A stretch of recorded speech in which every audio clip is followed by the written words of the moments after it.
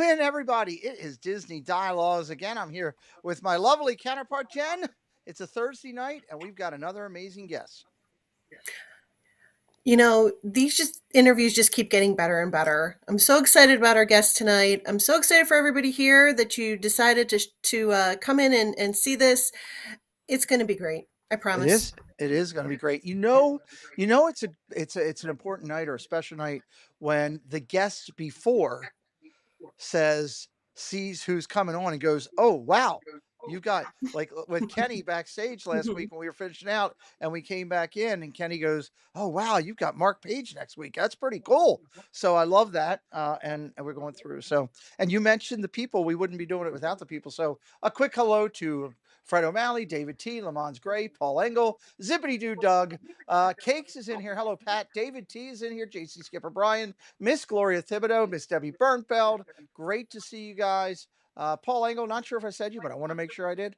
Ryan Rowe, and good to see you guys. So a lot of friends in here already, guys. We're going to try to get to your questions along the way if you have them. I'm sure you probably have a couple. We'll do the best we can to get to them. Put it in there at Pete McDivitt Show, highlighted, and we will try to get to them as we can. Greg Papalukas, welcome in as well. Jen, before I love every week, I guess holding you up on doing your introduction. I know you're always ready and excited, but I'm Oh, going to do it to you again. And I'm like holding me up, I'm going to pull the surprises like out. on your shoulders. I didn't Well, no, understand. Holding me not up. on my shoulders, not yet. That'll be next week. This week, I want to hold you up by saying, take a look at this amazing efforts, the product that comes out of our guest's mind and hands is unbelievable to me. This is a couple of his pieces here.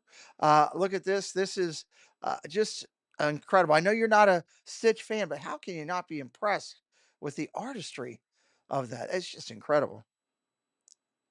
Up, you are muted. How are you muted? Hold on. Hold on. There we go. I fixed it. I was gonna say that was not me. It was on me. But I was gonna say it doesn't matter what character it is. It's perfect. I mean, look at that. I mean, okay, Stitch isn't my favorite character, but that is just beautiful art. He And does. that it comes from Mark's mind and he's able to translate that onto paper, that is such a special gift. Absolutely. This is a little bit of the tie-ins with stuff that he's done. I don't want to give too much away yet because we got such an amazing time. Uh, I love Star Wars. Absolutely one of my favorites. And wow, look at Ray. That is just that could go right on this wall right now. I mean, there's just no Mhm. doubt. Just add it in with the I mean, rest of I my like that Star Wars. Millennium Falcon in the background. I like It's that in the it's just sky. I like and what that. and the Falcon with the jet spray behind it, that you can see Mhm. it's taken off. It's just unbelievable. So, Mhm. I know that we've got a lot to talk about with our guest tonight. So, how about if you do me the justice? You always do a great introduction for our guest each week. How about if we light one up for our guest? Let's tease our audience with everything he's done, and then we're going to dig right into it. Oh, hold on. You know what? That's me. I went through cleaning up things, so I'll have to keep an eye on that all night. Go ahead. Okay, thanks. Tonight we talk with an artist whose inspiration started around the age of 5 via his love for comic book and cartoon characters. Yep. He is a respected artist, CEO of Mark Page Design Incorporated, Netflix animator, Yeah. and Yeah. former Walt Disney Imagineer. Mark focused on art in college at the ArtCenter School of Design in Pasadena, California. After college, he spent a decade as a designer for the Walt Disney Company as a Disney Imagineer. Wow. That gives me goosebumps just to say that. Yeah, exactly. I'm with you. His 15-year career as a designer and art director of theme park attractions at Walt Disney Imagineering was impressive. He designed and art directed theme park attractions all over the world, supporting the design of high-end Disney hotels and the Disney Cruise Line. So let me stop you right there for 1 second. Yeah. Something you said is key. We don't get this all the time on this channel. He was an art director as a Director. Disney Imagineer, Mhm. leading teams of people. That's look. My goosebumps just went up that time too. All right, go ahead. Go ahead. Mark's skills in storytelling and concept design flourished in his collaborations on projects with iconic franchises like Star Wars, Marvel, Pixar, and Frozen. Yep. Our guest this evening is a creative designer, art director, illustrator, and storyteller that has utilized his talents to start his own design firm, Mark Page Design Incorporated. Yep. Mark's stellar client list includes the Disney Company, Airbnb, SeaWorld, Warner Brothers, Netflix, and many more. Wow. His vision and imprints can be seen all over the entertainment industry on projects including animation, product design, and hospitality design. Now, this is cool. Disney legend Joe Rohde said of Mark, quote, "When you come across someone who can start from zero and give you a completely original design, original character, entire original worlds, that's a special thing. Mark Page is like that." Yeah. Joe Rohde's words. Yeah. Yep. Wow. It is our honor to welcome the multi-talented artist, creative designer, art director, illustrator, storyteller, Disney Imagineer, and much, much more, Mark Page. Mark, well, Jen, that was amazing. Mark, welcome into the show. Thank you for sitting in with us today. Wow, that was an amazing introduction. Yeah, there were several things you said that gave me the goosebumps too, especially that quote from Joe. I can't thank him enough. One of my It's mentors and Disney legend. I mean, you know? what more can you say? There's So there's certain there's certain things that you can say in the Disney genre where people will react, and you don't have to say more than it is. You can say Nine Old Men, and people know where it is. You can say Ub Iwerks, Joe Rohde, Bob Gurr, Tony Baxter, Margaret Carey. You can say those names, and people know where Joe it is. Land So Joe Cicero, Lance Cicero. Absolutely. We're going to talk about it's Joe my Mhm. a guy. little bit later on. So, yeah, it's just amazing to do that. Well, welcome in, Jen, with a great introduction there. We got a lot of people in the chat already. Welcome in to anybody just coming in and joining us. Thank you so much for being here. I saw a nice comment about you already. Valerie Sandoval Nieves says, "Woohoo, go Marky." So I love it. Darlene Sandoval's out there throwing out fire on there. I love we got people. The love's coming in already, and also from our community that's excited to see you. So, how about if we start out with just a simple introduction of for just a basic from you, top line of maybe something Jen didn't pull up in her research, and then we can get into all the fun. We got so much to talk with you about tonight. Mhm. Let me see. I mean, Jen was pretty thorough. Yeah, I started at a really early age drawing and copying, things that I saw that I liked, Uh huh. and especially like watching my older brother. My older brother was into art before me Okay. because he was older, and I just like, being a little brother, you do everything your older brother does because he's like the coolest person on earth to you. Right. And so, he would draw the Hulk and Spider-Man and Batman. And so I started doing the same thing. And then pretty soon, we both continued to stick with our art and we got better. And we had a really cool art teacher in high school. And at that point, my mom was kind of like, okay, well, so what are you guys going to do with your life? And I was like this is a no-brainer. I'm going to be an artist. Love it. But I didn't know how I was going to make that work, how that was Right. going to be a career but I just knew like, hey, I've been doing this my whole life. Like, that's what I'm going to do. And um our our teacher, she was very forward thinking, and we went on a field trip to the art center, which is like, it's one of the best art schools, you know, especially at that time, it was just like the pinnacle. And so I went to the art center. Almost wasn't able to continue my education, but I got a few scholarships that Nice. helped me stay in school. And then after that, yeah, I mean, during school, I was doing internships at different studios like Rhythm and Hughes. I worked on the X Files movie. Wow. Um, I was working at these like what they called creature shops. Uh-huh. Um, I almost went to Stan Winston Studios, and then I was interviewed at. We had interviews at Art Center, and this amazing woman, Catherine Klatt, she was wonderful. She was like a senior producer, I want to say at the time, and she just saw something in my work, and she loved, the imagination behind stuff she saw in my Behind what work, you and saw. then Yeah. after that, it was off to the races.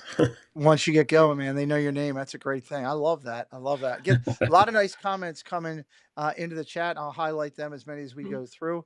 Mhm. Jonathan Chong's very excited about OX Files creature work. Loving that. So there we go. A lot coming in already. Let's go to Jen. Jen, I know you heard Netflix and your ears, I saw them flittering there like, oh boy. So let's Who go. doesn't love Netflix? Come on, everybody loves Netflix. Yeah, in our opening, we acknowledged that you had worked for Netflix. Looking back on your time when you were working there as visual development artist, it was for My Dad, the Bounty Hunter, right there on the screen. You could see the Yes. image. What was one of the most exciting or challenging aspects of bringing that 3D world to life? Um, it was exciting because it was a different. I mean, I had worked in animation many years back, Uh-huh. but this was kind of coming into the new realm of 3D animation, and I knew my skills would transfer over from Imagineering because you're designing just about everything for our theme park attraction, and so the same with the animated series. You're designing environment and props and you know there's characters that need to be designed and vehicles and all that stuff, and so um I really enjoyed my time. I worked with a lot of talented people who had been in the animation industry for a very long time. Some of these people worked on like the Spider Verse, and Wow. so I'm like kind of starstruck, by Yeah, them, and they're sure. asking me questions about Imagineering. I would say the thing I loved the most was every Friday we had um, these meetings where we would show our designs for the week, Uh-huh. and it was kind of like, it wasn't like this competition, but in the back of your mind, it was like, man, so and so stuff looks so nice. I want to come better next week with my designs, and Mhm. so that was awesome, but it was a challenge too because yeah, I was trying to keep up with some of these brilliant designers, and they knew the industry like the back of their hand, and but I think I held my own. Hmm. So it was an awesome experience, watching the dailies and seeing things that I'd worked on that were incorporated into the show, and Right. yeah, it was pretty awesome. That is That's very that cool. is seeing your name in the credits at the end of the show, that would be amazing to me. That's great. That's I did that's geek a out cool and thing. take pictures. Thanks, Yeah. Mark. Now I gotta create credits for this show. Thanks, Mark. Uh, Just saying, you know, well, just that, saying. that's In your amazing. spare time, Pete. In my spare time, right? I have plenty of it.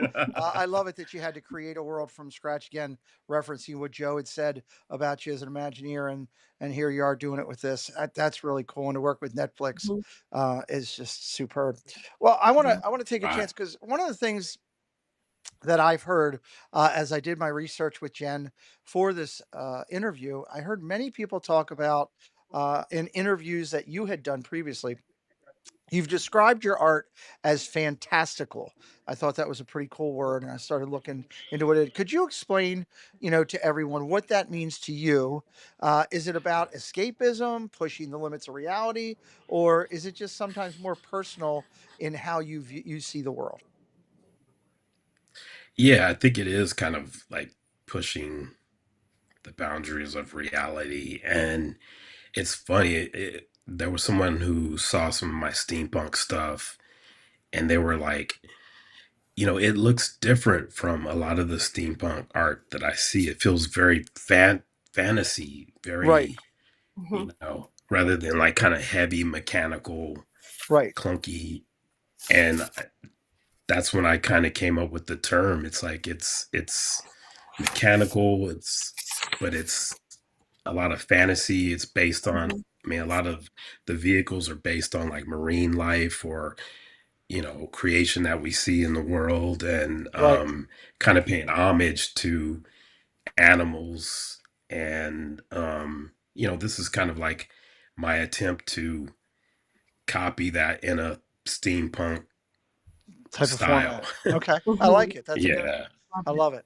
And I would agree with all that and as we go through. Before I go over to Jen, Corby Sinclair has a great question for you, Mark. She says, "Does Mark ever think he is done with his pieces, or does he think that it can ever that he can make little tweaks and changes consistently, or when does Mark know a piece is truly completed for him?" That is a good question. I think every artist wants to noodle their artwork until somebody like puts handcuffs on them.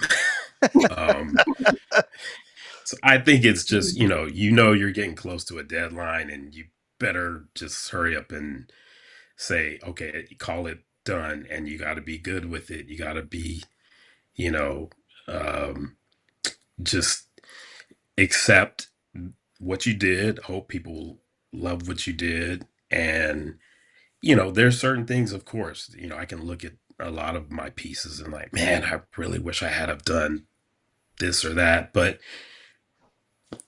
as long as guests like the work, they don't know all the crazy stuff that's That's going going on in on. my head. Yeah. Okay. Mhm. And they probably would tell me, you don't need to do that. Like one extra Mhm. rivet, Yeah, no, I get it. Just in a little bit of stuff I do, and I'm nowhere near at the level of artistry that you are. I'm constantly, I think I worked on my son's baseball opening broadcast video, and I changed it 6 times today alone. Every time I thought it was done and uploaded it, I had to change something else. So I get it. I get it. I Mhm. want to highlight a couple quick things real quick before I go to Jen with our next question. One, if you're Mhm. new to us tonight, the moderators are dropping all of Mark's social media links for following and keeping up with him. You can find him at the Festival of the Arts. You can find him out in California. You can find him available in other facets to get to his art. And I highly, highly encourage you to follow him. Mhm. Secondly, if you're new tonight and finding this interview tonight, whether it's on the replay or live, and you're new to the channel, hit the subscribe. We are up to 24, I think, incredible artists slash Imagineers slash authors that we have interviewed, and it's a Mhm. lot of fun. So I see Jeannie just said I'm following Mark. Two other last things. I see a great comment in here from Mark's wife that I want to acknowledge. It says, "Thank you. We've been married for 25 years, and I can say he is never satisfied. He always thinks he can do better, which is crazy, but he's very humble and always wants to get better." I Oh, applaud. that's I sweet. I love that. I applaud and Mhm. love the fact that your wife would be in here and continuing to support you. My heart goes out to that. I'm a romanticist at heart, Mark. So that's very cool. And last, just a outside the box announcement because I made an announcement that I'm going live on Saturday, which I don't usually do. Literally 5 minutes before the show, well, I came to this decision. And Tina's in the chat. She doesn't even know this yet, so she's about to find out live. Saturday night, guys. For those of you that are in here, I am Oh. going to take our broadcasting team from Friday night from News and Merch, Jen, Doug, and Tina, and we are going to do a live Saturday night Two Truths and a Lie show, and it's going to be a lot of fun. So be prepared, everybody. If you love our Wednesday night show, Tina, get ready. It's going to be Two Truths and a Lie, and I can't imagine where that's going to go. And if you're new to us, hit that subscribe tonight. Jen, let's talk about some I interior just design. Yes, Mark. Jen, something good. I just gotta thank my baby for Yeah, that comment. We absolutely. just celebrated our 25th Nice. anniversary this month. So yeah, she's my biggest supporter, my number one fan. And you know, yeah, she's my best friend, and I Oh. love her to death. So that And was I apologize for interrupting her dinner tonight. yeah, you're trying to get me choked up, Pete, bringing that up, but We're, it's not going to Mark, work. That is so we sweet. we've spent a bunch of time on the phone prepping for this with me and Mark. I feel like I've known him for years, so I kind of get a good little laugh there. So, all right, Jen, you're up, my dear. I Go love ahead. it.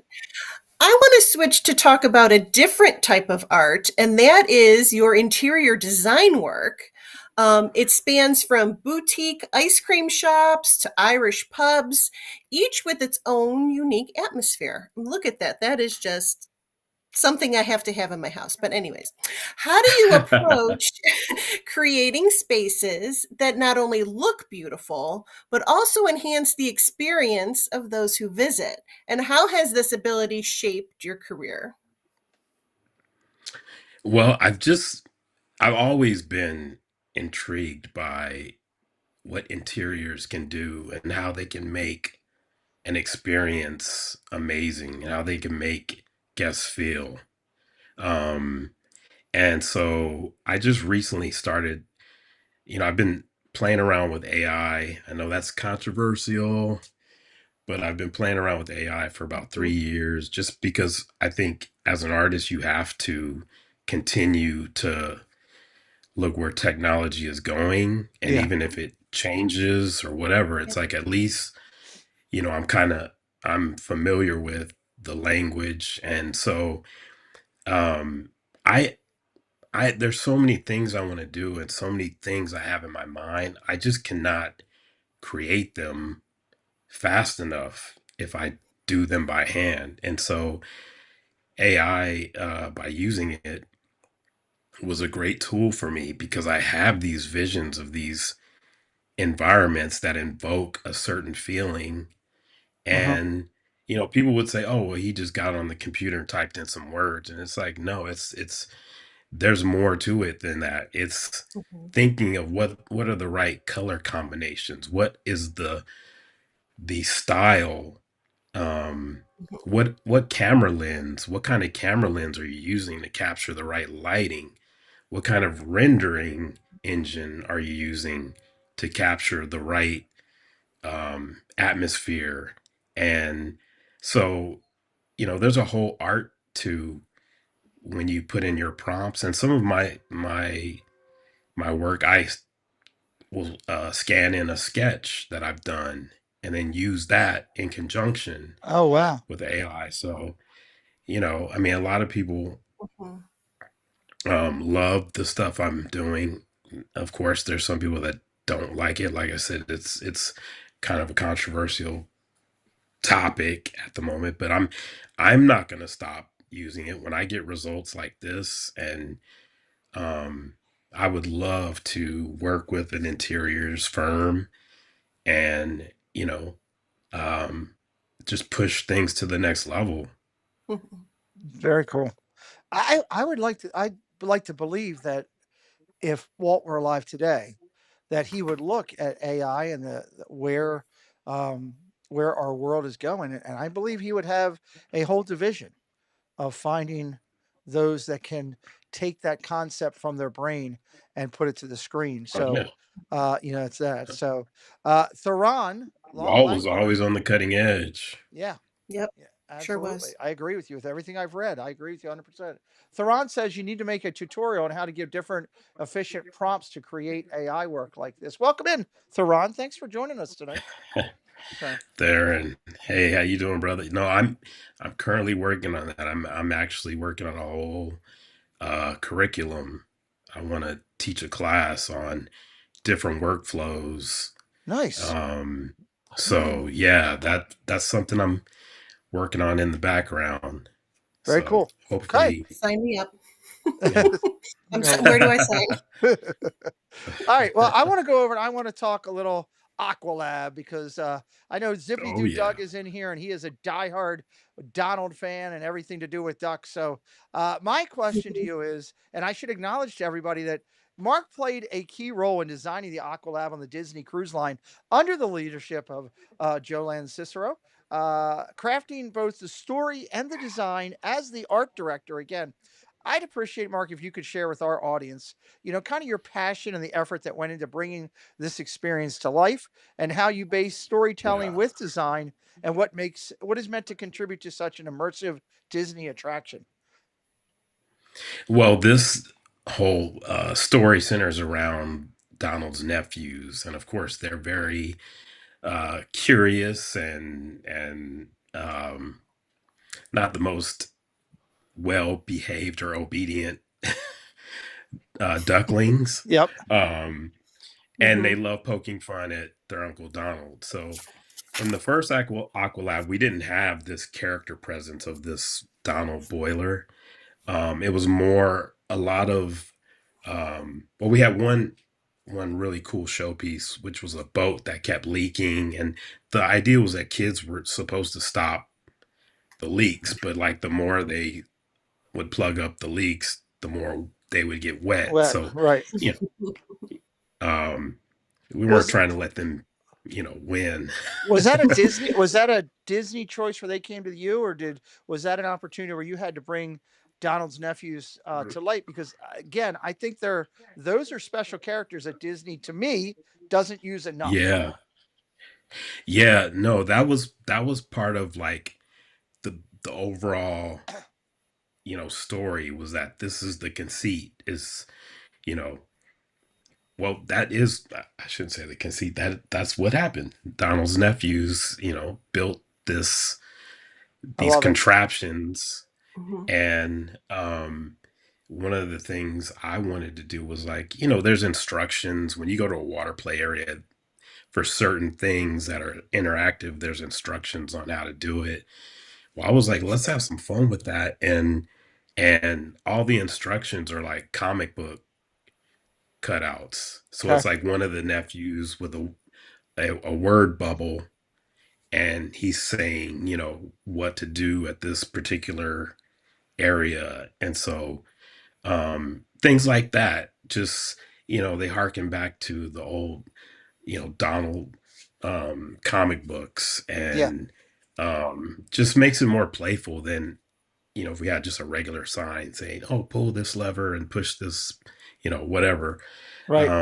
So little things like that, little details like that is what we Imagineers try to infuse into, these attractions, just to delight our guests. And, that's just the training that comes with working at Imagineering is, it's you look at the big picture, but you also, drill down into those little details that certain guests are going to get. I love it. Mhm. I And love so it. this was the second round of the Aqualab, and I was just determined that we need to have a character presence in there. We need to have Donald in there. So we flipped the script. In the first story, they're trying to stop the water from leaking. In this story, I said, let's turn everything that was blue to red. And now they're trying to stop the steam from escaping From the from the boilers. ship, which is, Yeah. propels the ship. Mhm. Mhm. And so as this kind of, they realized we need this central boiler, and it kind of as a joke on their uncle, they make this kind of steampunkish Yeah. Kind of steampunkish. Mhm. Yeah. boiler.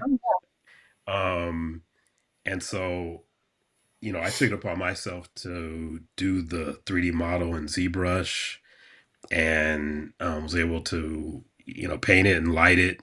We used it for a big presentation we had. It went over really well. And then we had a vendor that was able to use my model to create the sculpture for the The Donald ship. boiler that you see on the ship. I love it. I love it. Mhm. If you're just coming in, our guest is Mark Page today, and he is an artist and Disney Imagineer, and an all around talent. Make sure you're hitting his social medias up that are in the chat. They'll be posted all throughout the night. If you're brand new to Jen and I tonight, please hit that subscribe and come and join us for more of these amazing interviews. I'd like to point out that our guests, his efforts can be found on land, on sea, around the globe, and we're going to talk more about that as we go through. You mentioned comic books, and I think that's a great transition to where Jen wants to go. Mhm. Yeah, in back way back, 2005, actually, you published Kana's Island, which earned you a Yes. Best Newcomer nomination at the San Diego Comic-Con. Can you take us back to that journey? What inspired the story and what challenges you faced as a self-published creator and how that recognition shaped your path in comics? Yeah, I mean, I had never done a comic book in my life. I messed around doing like a page or two. Mhm. But I was just like, you know what, this is like the ultimate control for a creator is if you go through a publishing company, they kind of have a lot of say in what the character looks like or some story elements and stuff like that. I didn't want to be beholden to any of that. I wanted to have free reign to tell this story about this young boy who kind of experienced some of the things I experienced when I was young. Um, but he has a huge imagination, and the story is kind of based on um, some of my favorite um, movies that I saw as a young person. Wizard of Oz, all of the Ray Harryhausen movies, like the Sinbad movies with Sinbad those movies. cool creatures. And so, in the story, there's these kind of larger than life creatures, and they go to all these cool environments. Like you can see the underwater kingdom they go to. And so yeah, it was awesome to receive that nomination. I could have never imagined that. Me self-publishing this, and I was getting it out to comic book reviewers. I don't Mhm. know if they still exist now, but there wasn't any social media, so that was like the only outlet. But they all gave me like really glowing reviews, and Nice. um, that's how the word got out. I even got a grant sent to me to help pay for um, Wow. the comic book. And so, yeah, it was amazing. I got a distribution deal, so it was sold in comic book stores, and even Sony Animation approached me about wanting to do an animated series. Unfortunately, Ooh. it didn't work out, but in 2007, I started getting that itch again, and so I added to the story, and so now it's a graphic novel. It's like 72 pages Wow. long, and you can see the new cover Mm. right there on the right side. And it's full color, everything. We did it on Kickstarter and won the Kickstarter, and yeah, so Well, and um, if you're interested in getting that, everybody, I should point out Debbie Bernfeld's helping us out tonight. The link, the website for his Canna Island site is right there. You can click on it. You can purchase these, and I think they're amazing pieces of art. Mhm. Also, John Spaceship Ear says Ray Harryhausen signed the wall at my first workplace. He was a legend of legends. I don't know if oh you know or not, yeah, Mark, but Spaceship Ears is John DeCure uh, Jr.'s son. That's and John DeCure. His obviously his grandfather is a Imagineer of uh, well respect with his name on the windows in Magic Kingdom above the Magic House. nice.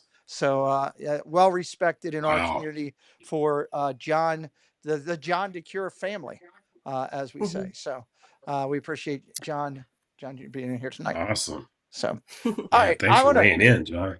he knows his stuff. His when I we interviewed his dad earlier in the year, probably last year now. It's been Last year. Mhm. probably close to that, and to hear him talk about kind of like talking with you about talking with stuff from Tokyo, where you had your hands on this and that, or the Aqua Lab, where you're talking about that. Hearing his dad talk about Spaceship Earth the same way, and what they Mhm. did to design and come together to sit down with people like yourself and his dad, to Jen and I, is a treasure, a true treasure. Yeah, So, which absolutely. uh, Awesome. I wanted to switch to talk about a tough time in Disney's era and how Mark lifted Mhm. us up through his artistic creativity and his mindset.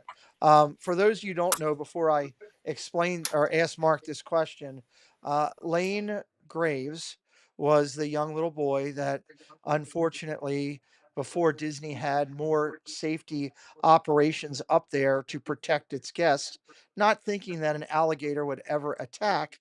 Well, unfortunately, this little boy got down there. There was a gator.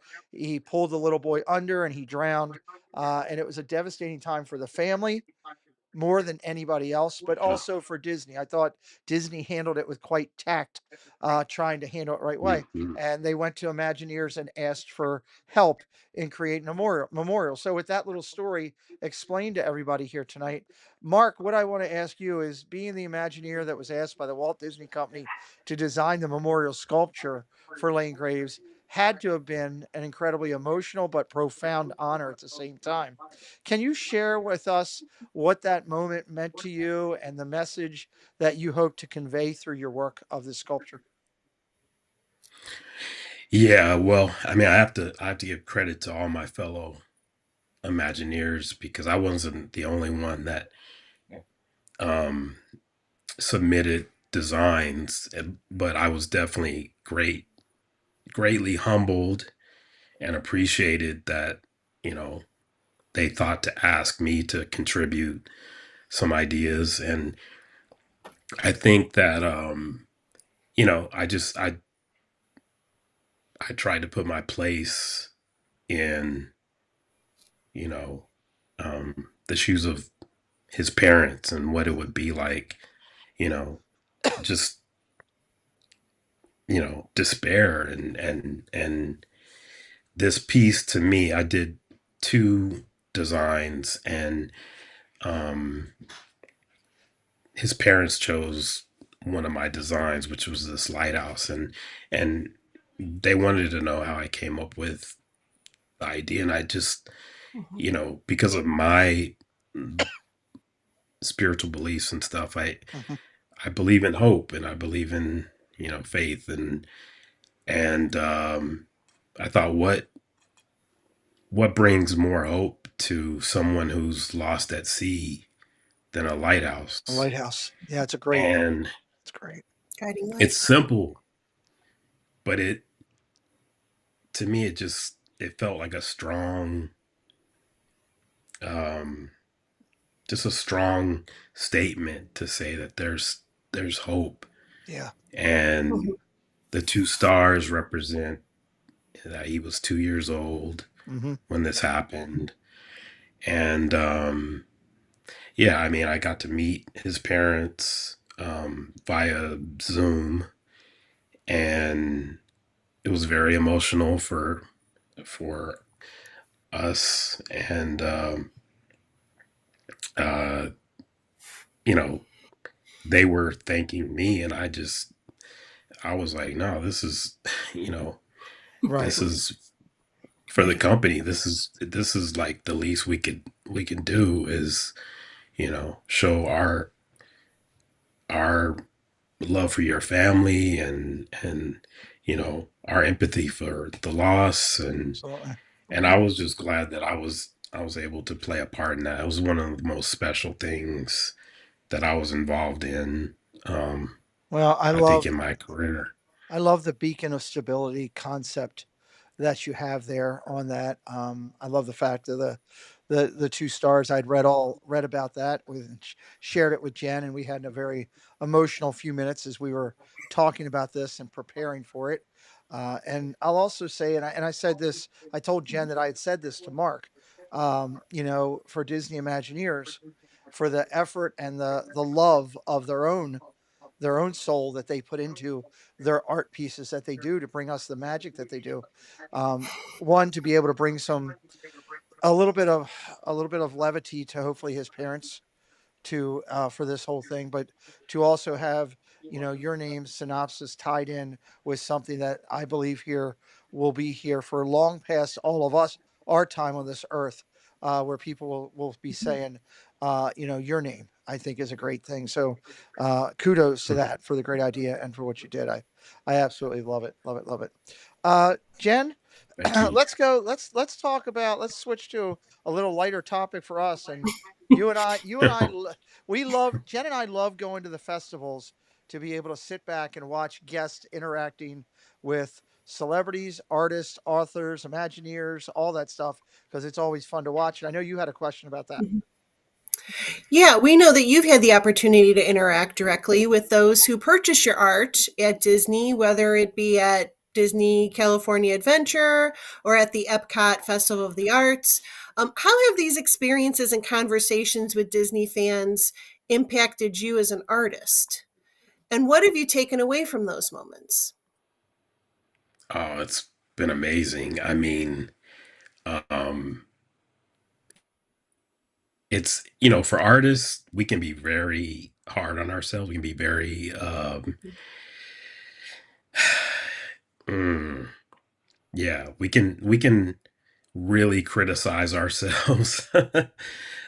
Mhm. And so to have people validate what you do and bring out like, I try to incorporate little details or little Easter eggs or things, and to have, you know, some of the fans of my work, like they're scrutinizing that art because they'll be like, I noticed you put, this in there, and you appreciate that because, it's all the effort that goes into creating these pieces. And um I've been fortunate to do this for the galleries for 8 or 9 years now.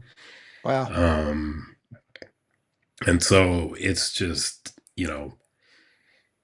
as artists, you kind of go through these ups and downs. It's like, oh man, I should be better, or I could do this better. And then when you go to one of these events and these fans are like, oh, this is my favorite character, and you mixed it with steampunk, which I love, and it's like the perfect combination, and it's a nice pick me up. Love it. Mhm. And so yeah, and I listen to their feedback too. Some of them are like, have you ever thought about doing um Darkwing Duck? Have you ever thought about doing something with Winnie the Pooh? Or and I love that because they're telling me what they want to see, and it's like, okay, I'll have to work on some sketches and see what that looks like. Nice. I love that. That's That's great. awesome. That's great. That's great. That's a big thing for us. We love that. Mhm. Well, speaking of festivals and everything we go, um, I got to talk about three sets of pieces here, and kind of I want to break them down one by one and talk a little bit. For this year, Alice in Wonderland, Star Wars, and Figment, which are all passionate focal points to all Disney fans. I think you covered all the genres there, each sparking imagination and wonder across generations. You selected these three pieces for the 2025 Festival of the Arts, and each tell a unique story in its own right. Could you take Mhm. us for a few minutes through the inspiration behind each one of these and kind of where you were hoping the artist would take away? And kind of let's start with Star Wars because this was the first piece when I was researching you that just jumped off the page at me. Well, yeah, I wanted to play around with, a steampunk version of C3PO and R2D2, and I've seen, examples out there. Plenty of people have done it. Um, so this was, kind of my take on it, but also I wanted to show it in the context of them being right there near Batu. Uh huh. Um, And the Falcon there too. I just love it. yeah, yeah, definitely. It's Mhm. like, Mhm. I'm a huge Star Wars fans, and so even in some of the kind of filigree that's framing the piece, Uh huh. I try to incorporate like little things that like um little details you might have seen on like Jabba's barge, Ah, or okay. um yeah, just little elements, design elements from Mhm. the world of Star Wars, but keeping it kind of whimsical and Whimsical. fantastical. I love it. I love it. Cool. It was I getting a love it. lot of attention at the festival itself. This one here I was required to talk about, or else I would have been beat up. This is obviously Jen's favorite, the Dream Machine Figment and the Dream Finder. Yeah, I Mhm. couldn't have imagined how popular this piece was going to be. In fact, the original sold before I even got to the Yeah. festival. Can I So I tell? was Can I give you a little something? You ready? sure. Yeah. I was there that day. The original sold. It was one of the. It was in the first week, and they were talking about it that it was already gone. That because I was looking, I came over to look at a couple pieces of your work, and the lady that was working the thing was talking about the original's already sold to that, but you can get plenty of prints. So I was right there with that. I was like, wow. It was before you even got there. It was the first or second Mhm. week. It was early. It was early when I was down there. So, uh, Wow. so that was pretty cool. There, people love the Yeah. Dream Finder. There's not enough of it. They Mhm.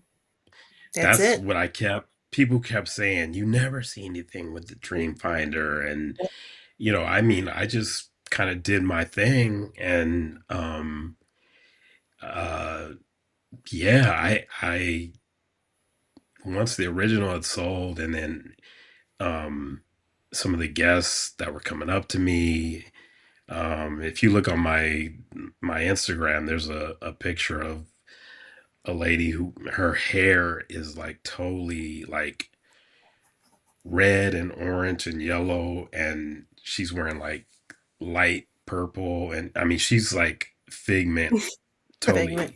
totally. Yeah. Like I'm Mhm.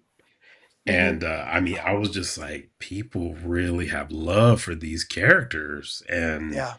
Mhm. um yeah, I didn't imagine that it And was it's probably gonna the most out of do. date ride in Epcot right now. Honestly. I know it's It but is. I think I Walt mean wrote people. that himself at one point before it was even built. I think they found a way to that's I mean that thing they could do so much with that. And the other thing that I'm surprised is if you notice the excitement when they brought Figment out as a character, people went crazy. The popcorn Oh buckets, yeah. people stood in line for 3 hours for popcorn buckets. They should be all over Figment and Dreamfinder everything they can. Well, I hope you do Mhm. more of it because uh, I got to see one of the smaller pieces up close, and the Oh, coloration okay. and your detail in this Mhm. was unreal, absolutely unreal. And another character that gets a little love over at Magic Kingdom, but doesn't get as much. A little Alice Tea Time, but with steampunk, and I love it. Yeah, so this was kind of like my idea of, and I've done two other pieces that are very similar, just playing with the idea of like if it was a steampunk influenced float Uh for huh. one of the parades. And it just allows you to incorporate a lot of the characters and you know, some of the environments and stuff. And yeah, I had a lot of fun with this piece and a lot of guests. This was another one of the favorites. So yeah, I just, I love Alice in Wonderland and this whole story and the Cheshire Cat. And I mean, there's Mhm. just so many awesome characters. I probably would have got more of them on there if I could have, but um, yeah, It's pretty just cool with Alice in Cheshire right there in the left corner, just leading it up. So I love it. I love it. And I Well, like Tweedledee and Tweedledum on the other side. That's what I yes, keep looking at yes, because you don't see them right very out front. often. yes. Mhm. And for once, when she's yelling that out, she wasn't talking about me and my son, so it worked out really nice. There, Correct. it's true. Correct. Uh, This one time. this one time, Theron says Disney needs to hire a stellar team to reimagine Journey of Imagination. Mhm. That will be a record attendance day in Epcot. Theron, Yep. I hope you subscribe to my channel because I love intelligent comments, and that's one of the best ones yet on the Yep. channel. You're absolutely right, my 100%. friend. Absolutely right. All 100%. right, Jen, let's transition a little bit. Where are we going to go? We're going to switch over to talk about the 3D sculptures. Oh, When yeah, this is there anything you can't do? Okay, you do it all. When creating a 3D sculpture, how do you balance your artistic vision with the technical challenge of the materials, the structure, and the space you have to work with? Can you walk us through that thought process and the effort that goes into bringing one of your concepts into 3D life? man, that's an excellent question. Well, I it's funny. I learned to be a digital sculptor. This was when I was away from Disney for a little bit of time, and I was working for another company, and um, they did like figurines for like trophies and stuff, and Okay.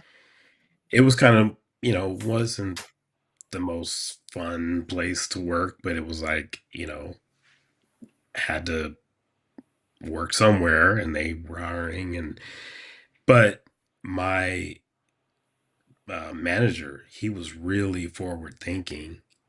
And when they were sculpting everything out of clay, it was taking like 3 or 4 months for like one figure. And he was like, we're going to start doing everything digitally. And he brought in this technology that was like super expensive at the time. But I picked it up pretty quickly, and I transformed the whole line of the figures, basketball players, football players, cheerleaders, and I brought them up to date. So Nice. they didn't look like, the shot put basketball player from the 1950s. It was like a guy who's going up to dunk the ball. And yeah, that I once I started sculpting digitally and seeing the results, and in fact the whole like all the other companies start copying all of our designs. Replication is the um, flattery. That's for sure. Yeah, I was gonna say that's yeah, the best yeah. compliment you can get. But I was able to have that same type of thinking when I came back to Disney. Of course, I couldn't afford the software we were using, but I found that I could do the same thing using ZBrush, which was Okay. affordable. And so these are some, the Disney sculpts are some examples of things I was asked to do as samples. Some of them were printed, 3D printed, and just like the Donald Boiler, I used the same technology Same for technology. that. Right. And I that's one thing I really believe in is like, you know, you can be uh an artist and a craftsman, but to be a designer, you have to be looking for what's happening in technology and how do I push the limits of what I design so that it goes to the next level. And that's why I've been exploring AI.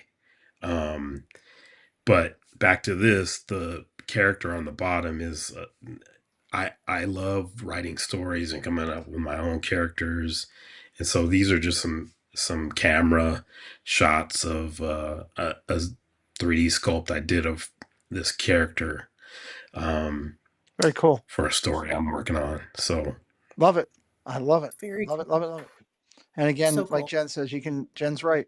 You can do it. You can do a lot, which again, I'm going to transition something over as I was doing research and preparing for this interview that I found that I thought was, I think is going to blow some people's minds because it jumped mine. I went up too far. That's how excited I am about this. This is so cool, guys. I want to talk with you about your work that I found incredibly intriguing. Astronaut Jedi are such a unique fusion of sci-fi and fantasy, combining the wonder of space exploration with the mysticism of the Force.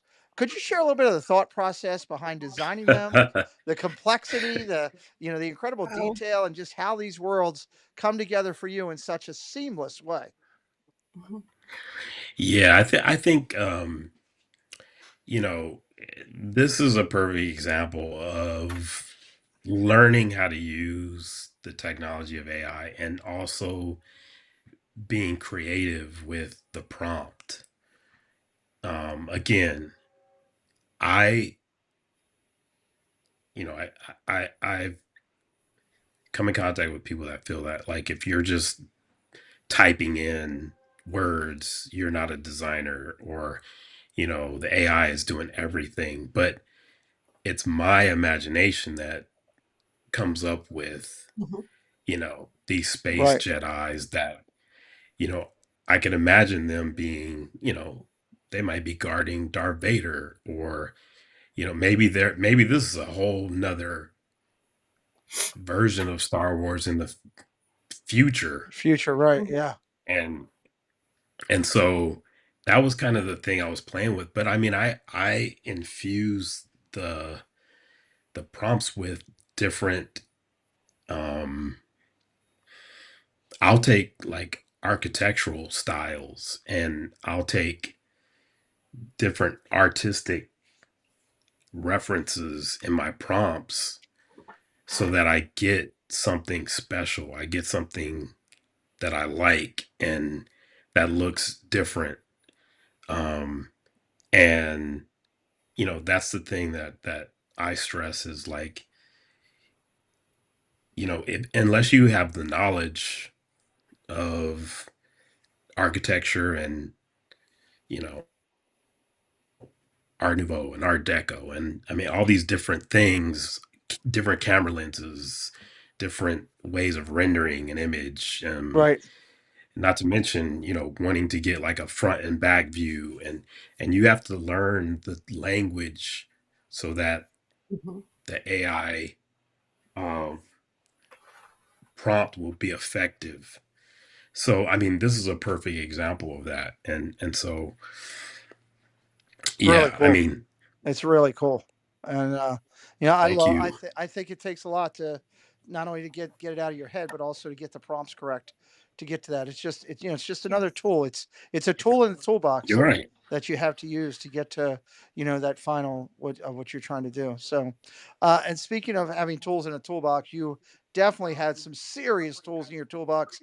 Talking about the next time of your life that Jen wants to talk about on our next question. I'm excited about this part because this is about Tokyo Disney Sea, the one park in the world Oh, that I want to visit the most. Um, oh, yeah, let's talk about this for a second. When you were selected by Disney to lead the Imagineering for the Mickey and Friends greeting trail at Tokyo Disney Sea, what was the emotional journey like for you? Can you take us back to the moment you found out and how your feelings evolved as the project came to life? yeah. I mean, I got to give all the credit to my man Joe Lancicero. He saw something in me, and this was the very first project I was asked to art direct Wow. for the company. And it being in Japan, I was extremely nervous. I'd never been past Hawaii, and I was extremely afraid of like, you know, I know a little bit about the culture, but I didn't want to like say something or do something that would, um, you know, uh, cause somebody to feel uncomfortable, or to um, kind of question me as art director. Right. Um, and so it was a lot to. It was like the first project I'm gonna art direct. I've got to lead a team of engineers and architects and landscape architects. And then when you go to the field, you're art directing construction crews and, you know, um, vendors in all different places in Japan that are sculpting the stuff. And um, it was a lot. Um, but I would never take that experience back. So yeah, I mean, basically the story is this little world where um, Mickey, uh, Donald, Goofy, Daisy, Minnie, they they find this. um, this area that's based on their ancient ancestors, their Yeah, ancient look at that. Mayan That's really cool ancestors. right there. Mhm. Mhm. Yeah, it's like if you stand So at cool. the right spot, then all that lines up to create Mickey. But if you're off to the side or somewhere else, they just like look like their own kind of ruins from a temple. And so yeah, it was an awesome experience because I loved Japan and just I worked with a lot of talented people, and even though I was a younger designer and art director, they respected um, my ideas, and that's how Nice. we were able to bring this to life. That's very So cool. it's one of my That's prouder amazing. moments. Mhm. Mhm. And rightfully it should be. It's gorgeous, and I can't wait Mhm. to someday see it myself, stand in front of that Mickey, and then text you on the phone and say, "Guess where I am?" You know, that, I'm looking forward to that. you know. Uh, I also want to just give credit real quick to Dan Brace, I believe is his name. CharacterCentral.net is where I pulled a bunch of these pictures from. And we always like to Oh, give credit where credit is due for quality pictures on our nice. channel as we do it. Want to highlight and remind everybody that you can find Mark on his Instagram. I know a bunch of you have been in the chat tonight putting, "Hey, I'm following Mark over the Instagram." So thank you for doing that. Debbie, let's Mhm. drop all those links in one more time. He's got his Instagram. He also has his website where there's a ton of great information about Mark and what he does and his company and all. And then, of course, you can get the Kona's Island if you'd like to do that, where he's working on that, the official website for that. I fully endorse everybody to go over there and keep up with Mark. And of course, you might see him at. He was just at. Are you at? Were you just at California? Or are you coming? You're coming up. That's right. Oh, a lot of Yeah, friends, spaceship ears, and a lot of friends out in California. I should remind everybody that Mark will be at the yeah, Wonderground Gallery in downtown Disney from 11 to 1. And then that's for both days on March 29th and 30th. 9 days away, 11 to 1 in the Wonderground Gallery at downtown Disney. And then he'll be signing at the Page Gallery at Disney's California Adventure from 3 to 5, both days. You got a 4-hour window yeah. to go buy some of Mark's art, tell him you heard about it on here, and support him. It's a great way to do it. So, as we finish up, It's Mark, it's go ahead. No, go ahead, please. it's actually it's actually off the page. It's I didn't off want the people to page. think they named the gallery after me. I just thought, hey, okay, it's something different, I was going with it. So Debbie's following Mark on Instagram in all of his pieces. I agree. Miss Caruso's in here. We always try to do final thoughts of the night. So first, like to do Mark, a final thought for you here tonight with all of us. First of all, thank you both for having me. I'm truly humbled and appreciative. Anytime somebody shows interest in your work and is able to use their platform to show others what you do, that's an Mhm. amazing thing. So I thank you both, and I thank everybody that um, showed up tonight to hear me bumble through my stories of Oh, not at all. working at Not at all. Imagineering and Not at all. um but no, I appreciate all the fans that have you know bought my work, even if it's one of the postcards or it's all supportive of me, and I truly feel that love. And yeah, I mean, I can't thank Imagineering enough for the storytelling abilities and the artistic art direction that I learned, working on their projects, and now I'm using that to work on stuff for companies like Universal and many other companies that I I'm can't coming in. talk about. Things that are But in the works that we can't talk about. So I Mhm. love it. Well, right. I appreciate it. That's very well said. Jen, would you like to go next?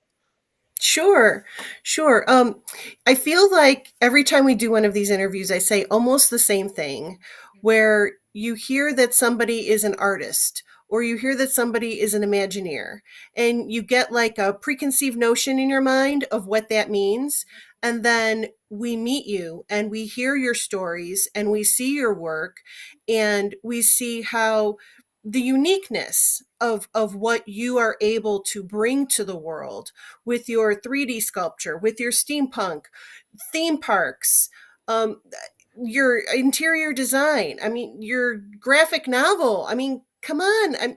Seriously, is there anything you can't do?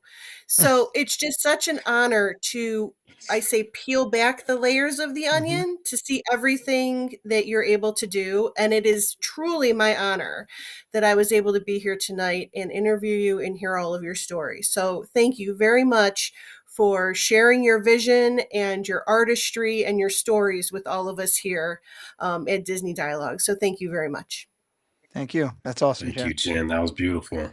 I find myself every week saying, I can't top Jen in her recap, and I can't do it again. I'm going to echo her what she said. I'm also going to say that one of the greatest things for me at the time is building friendships, and the time I've got to talk with you quite a bit over prepping for this interview, and I'm just so humbled at the fact to have a friendship with you and be able to have that to be one of the greatest things that I've pulled out of this time of being able to share your artistry, your efforts, and the things that you've done for in Disney. And guys, as you go around Disney and you're seeing in the parks and stuff, you'd be surprised at how many times Mark will have touched something or been around something. There's still more to his story, and I'm sure we'll have him back another time to get back into that.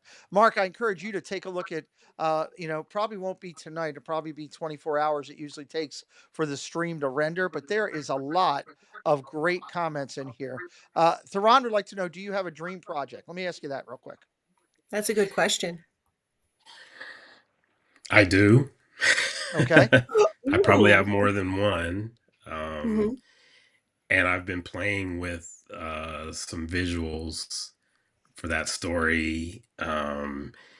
If you look at my Instagram, or if you go to the AI section of my Website. website, Yep.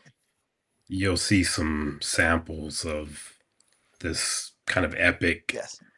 story that I'm trying to tell. But I've been able to animate um, some of my images, and that's kind of the next frontier for me is Is there creating these still images but animating them so they can be almost on the level of feature film characters? Right. quality. I love it. I love it. I love it. I love it. Well, again, I thank you for being here tonight. I thank you for trusting us to tell a little bit of your story tonight. And our story, as I say to everybody, doesn't end tonight. If at any time you have something big coming up or a big showcase of your work or something new that you have coming out with, you can always reach out to us on Friday night. We always highlight our friends in the community, and we would gladly do that for you as well. I'm going to ask you to hang tight backstage for a minute. Jen and I Awesome. are going to chat for 1 second, and we'll be right back to you after we're done here in 1 second here.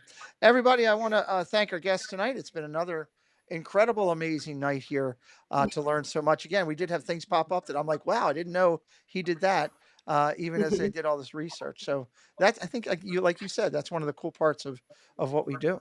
So, but Miss Jen, we keep Yes. this train a rolling. We've Walt's got the trains going back in California again. Mhm. We've got the trains going here because, uh-oh, it's time for Noah's Fine Art coming April the 1st. Conversations with Disney Dialogue.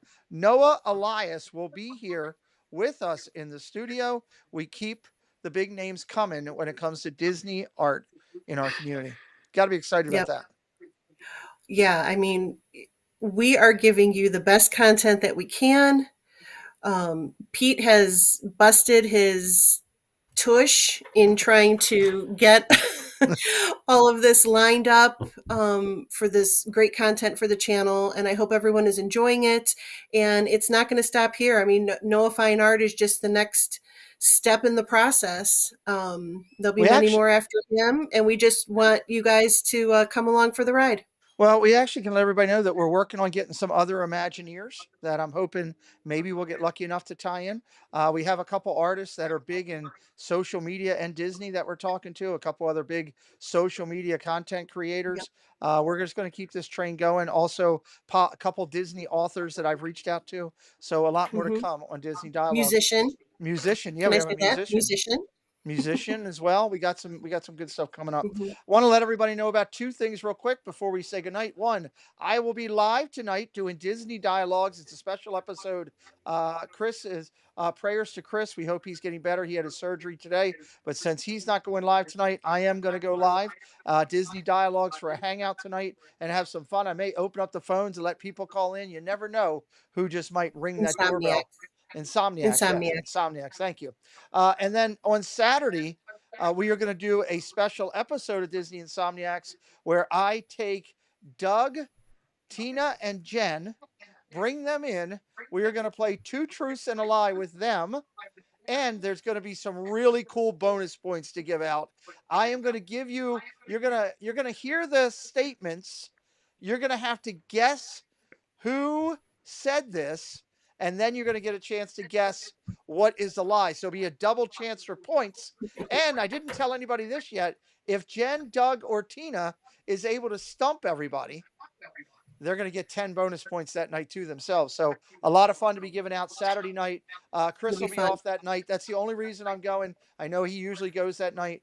So I figured I'd jump in and have some fun for you, give somebody something to watch. So tune in to me later tonight, tomorrow night for news and merch, 9 to 11, Friday night, 9 to 11, Insomniacs, Sunday, Triple C show, another great interview coming with Chris Ear to Ear Magic. We just got a lot of Disney magic coming up on the channel. Jen, great job again tonight.